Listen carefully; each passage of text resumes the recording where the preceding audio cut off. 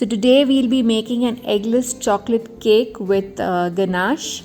So for that, here I've taken 150 ml of milk. To that I am adding 1 tablespoon of vinegar. Now I am making double the quantity because I want to make a bigger cake. Hence my quantities might look more to y'all, but the quantities I am telling y'all is a perfect quantity for a medium cake. So in the beginning we'll mix the milk with vinegar. So that was 150 ml of milk with 1 tablespoon of vinegar. Now here I am taking oil, which is 130 ml of oil. Now to the oil here I'll mix the curd, which is again 150 ml.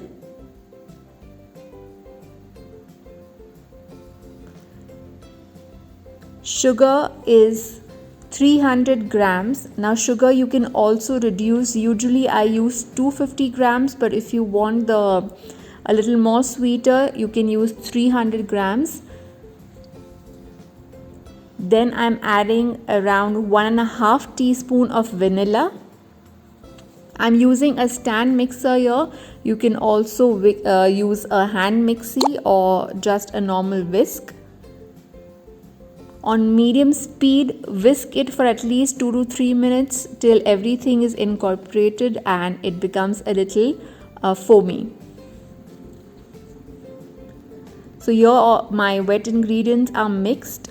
To this we'll add in the dry ingredients. I'm going to sift the dry ingredients. You can directly sift it the way I'm doing now, or you can sift it separately and then add it in the wet ingredients. So this is plain flour, which is 250 grams. Again, as I said, I'm making double the quantities, so it might look more to y'all, but I will tell you all the perfect quantities.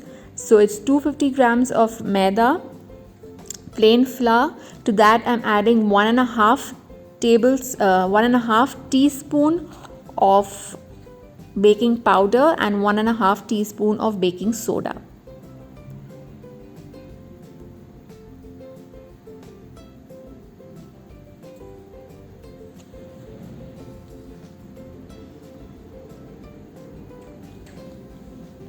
Now we'll add the cocoa powder. This is 100 grams of cocoa powder. Make sure to sift all the ingredients so there are no lumps left, and plus the batter becomes without lump free and little airy. So this step is really important.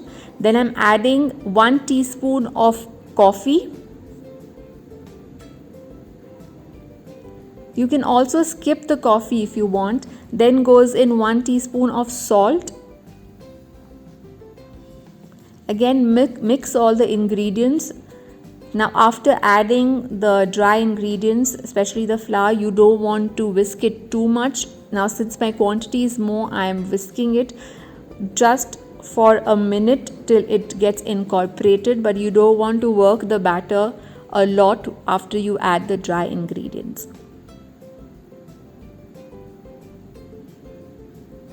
At this point I will add in the milk which we had mixed with vinegar.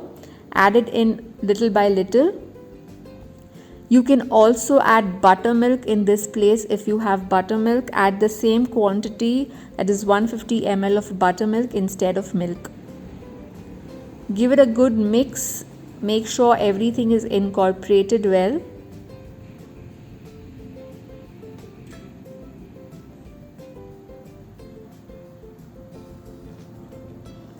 So here our batter is ready.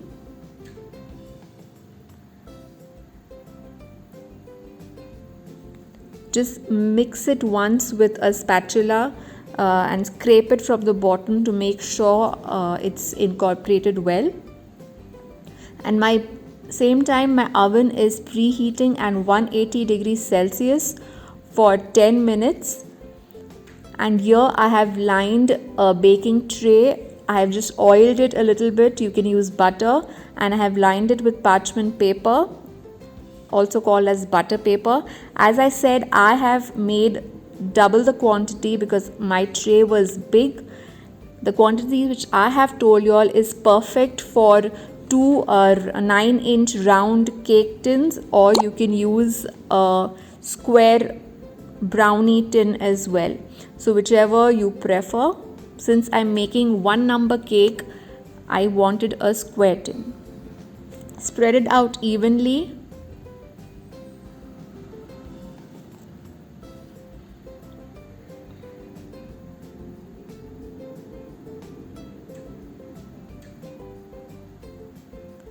Pat it a little bit to release the air bubbles, and this goes into a preheated oven at 180 degrees Celsius for 30 minutes.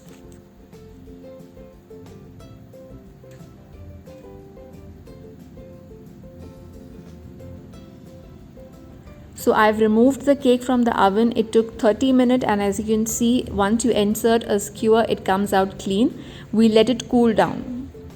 So meanwhile, I'll make the ganache. So here I have taken 2.5 cups of heavy cream. This is whipping cream.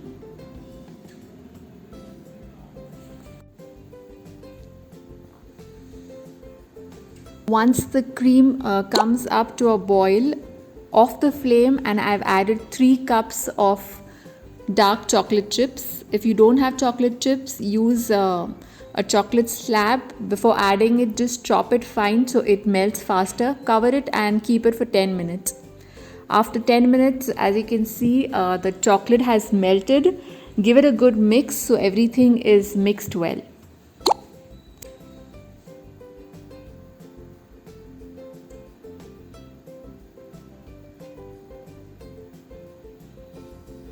So here our ganache is ready. If you want to pour it on a cake, this is the perfect consistency. You don't need to cool it down. But if you want to pipe it, keep it in the fridge for at least 10 to 15 minutes after it's cooled down a little bit, and then you can pipe it.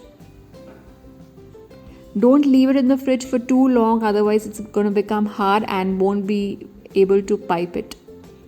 So here my cake has cooled down completely. Just run a knife around the edges so it comes out easily.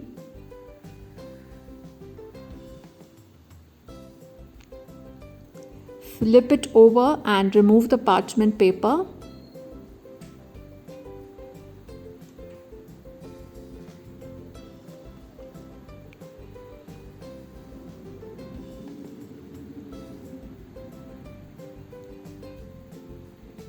Now, as I said, I have made a bigger cake. I won't need that much. I need a square, so I'm going to cut a little bit, which I don't require.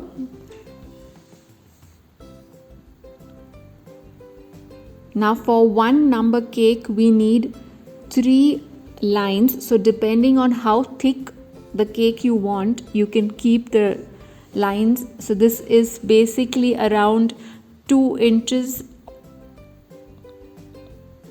So here I have 3 lines for the cake. 1 line, cut it slant almost 1/4 from the bottom. So keep one piece of cake as shown and the other one. Now since my tray is a little small, I'm going to cut it from the top.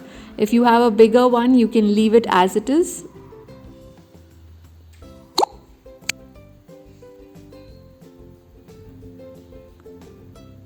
Now place the cakes as shown. You can trim the cake as and how you like, and how big your tray is accordingly. So here the 1 number cake is ready. We'll ice it. Now here my icing was in the fridge for 10 to 15 minutes. As you can see, it's become a little thick and it's perfect for piping. Only one step which is very important for this cake is to give some moisture to the cake. I missed out on that step, but before putting the icing, drench the cake with at least half a cup of milk.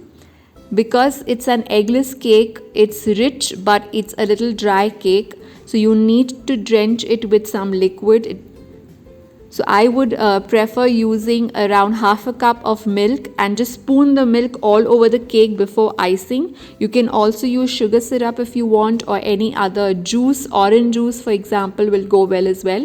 But I would prefer adding some milk. Then you can decorate the cake according to your wish. I am going to use some animal figurines to decorate it because it's an animal themed cake. So I have spread the ganache evenly and then piped a little bit here and there. Here I have few animals and I'm going to randomly place it around the cake, and our eggless chocolate cake or a number one cake is ready.